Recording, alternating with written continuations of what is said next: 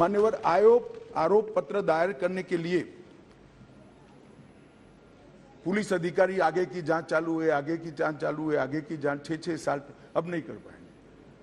हमने तय कर दिया है कि 90 दिन में आरोप पत्र दायर करना ही पड़ेगा और कोर्ट भी उनको और 90 दिन की परिस्थिति देखकर परमिशन दे सकती है।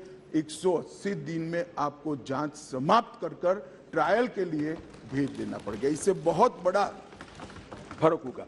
वारंट के मामले में भी हमने काफी सारे बदलाव किए हैं। आरोपी व्यक्ति को आरोप तय करने की नोटिस 60 ही दिन में देने के लिए अब कोर्ट बाध्य हो जाएगी। कोर्ट ने चार्ज फ्रेमिंग 60 दिन से ज्यादा लंबा नहीं कर सकती। बहस पूरी होने के बाद 30 ही दिन में मान्यवर न्यायाधीश ने अपना फैसला देना पड़ेगा। 3-3 साल तक फैसला पेंडिंग नहीं रह।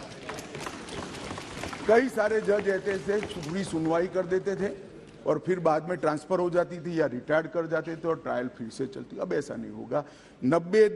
30 दिन के अंदर ही फैसला देना पड़ेगा। इसको भी हमने और फैसले को 7 दिन के अंदर ऑनलाइन उपलब्ध कराना पड़ेगा, जिससे इस पर अपील की कार्यवाही मान्यवर हो जाए। सिविल सर्वेंट के विरुद्ध कोई फरियाद होती थी, पुलिस ऑफिसरों के विरुद्ध कोई फरियाद होती थी, तो एक प्रावधान है जिसे उनको सुरक्षा मिली हुई सरकार की परमिशन के बगैर इनका संज्ञान या तो चार्जशीट या ट्रायल शुरू नहीं हो सकती। मान्यवर सालों तक कोई परमिशन आती ही नहीं थी और उसके कारण सिविल सर्वेंट के साथ साथ बाकी लोग भी डिले ट्रायल को एंजॉय करते थे। हमने तय कर दिया है कि 120 दिन में सरकार हाँ या ना कह दे, वरना डीम्ड परमिशन माना जाएगा और ट्रायल को फेस करेगा। मान्यवर एक बहुत बड़ा दिक्कत मैंने देखा है कि एसपीएन आते किसी ने एक केस जांच किया है तो डीजीपी या तो रिटायर्ड होने के बाद वो केस चलने पर आता है और उनको गवाही देने जाना है। हमने ये प्रक्रिया के अंदर आमूलचूर परिवर्तन किया है कि जो एसपी अभी नौकरी कर रहा है वो ही फाइल देखकर गवाही देगा, जो पहले था उसको आने की जरूरत नहीं। माननीय बहुत बड़ा क्रांतिकारी बदलाव। इसके कारण इतना देर होती। आज हमने बारीकी से ट्रायल किस चीज के कारण लेट होती है इसका अभ्यास किया है। सबसे ज्यादा डेट अगर लगे तो यही कि भैया वो तो डीजीपी हो गए, डीजीपी साहब को समय नहीं होगा, तहसील में कैसे आएंगे जब उनकी विजिट है, तो 1.5 साल तक गवाही नहीं होती। मगर अब कोई डीजीपी साहब या तो रिटायर्ड बाबू को बुलाने की जरूरत नहीं, वहां जो एसपी है वो फाइल देखकर, और वो डीजीपी साहब को कुछ याद भी नहीं है, उन्होंने भी फाइल देखकर ही कोर्ट को असिस्ट करना है, मगर ये नहीं होता था। अब हमने ये कर दिया है। घोषित अपराधियों की संपत्ति की कुर्की का भी ये है नहीं, वरना यूपीए वालों को बहुत दिक्कत आती इस प्रावधान से। घोषित अपराधियों की संपत्ति की कुर्की का भी हम प्रावधान मान्यवर इसमें लिए। संगठित अपराध के लिए एक नया प्रावधान हम इसके अंदर जोड़ रहे हैं, जो अंतरराज्य गैंग और संगठित अपराध है, इसके विरुद्ध एक अलग प्रकार की कठोर सजा का प्रावधान। महिलाओं के प्रति अपराध और सामाजिक समस्याओं के निपटान के लिए भी हमने ढेर सारे किए हैं। शादी, रोजगार, पदोन्नति के झूठे वादे और गलत पहचान प्रकट कर जो यौन संबंध बनाते थे, उसको अपराध की श्रेणी में पहली बार नरेंद्र मोदी सरकार लाए। गैंग रेप के सभी मामलों में 20 साल की सजा या आजीवन कारावास का प्रावधान किया है, जो आज नहीं है। 18 वर्ष से कम आयु की बच्चियों के मामले में मृत्यु दंड का भी प्रावधान। मान्यवर, मॉब लिंचिंग का बड़ा शोर मचा है, हमने उसको केयरफुली करा है। मॉब लिंचिंग के लिए भी 7 साल, आजीवन कारावास और मृत्युदंड तीनों का प्रोविजन कर हम प्रावधान मान्यवर लाए। स्नेचिंग के लिए चाहे मोबाइल का हो चाहे महिलाओं की चेन का हो, कोई प्रावधान नहीं था। बहुत सारे लोग छूट जाते थे क्योंकि वो चोरी भी नहीं होती थी, स्नेचिंग का प्रावधान भी नहीं था। अब स्नेचिंग का भी प्रावधान ले रहे।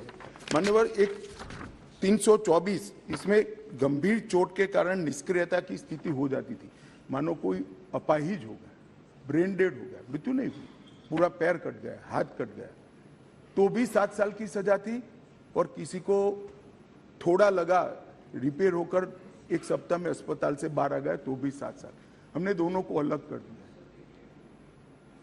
हमेशा के लिए अपंगता अगर आती है या ब्रेन डेड होता है तो इसकी सजा को 10 साल या तो आजीवन कारावास में बदलना। बच्चों द्वारा अपराध करने वाले व्यक्ति के लिए, बच्चों के साथ अपराध करने वाले व्यक्ति के लिए सजा को बढ़ाया गया है, 7 से 10 साल किया गया है। पहले जुर्माना काफी कम था, अनेक प्रोविजन में जुर्माने को बढ़ाने का भी काम किया है। मान्यवर,